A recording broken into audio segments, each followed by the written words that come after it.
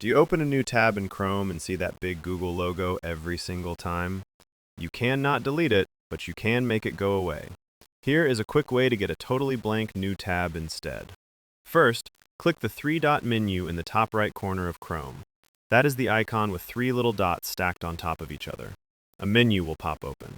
Scroll down and click Settings. This opens the page where you can change how Chrome behaves. On the left side of the settings page, click On Startup. This section controls what Chrome shows you when it opens. Now look at the three choices on the screen. Click the circle next to Open a specific page or set of pages. A new link called Add a New Page will appear below it. Click Add a New Page. A small box will pop up asking for a site URL. Type about:blank into that box. This is a special address that just means a completely empty page. Then click the blue Add button. And that is it. Now every new tab opens to a plain white page. No Google logo, no search bar, nothing at all. Just a clean, quiet start every time you open Chrome.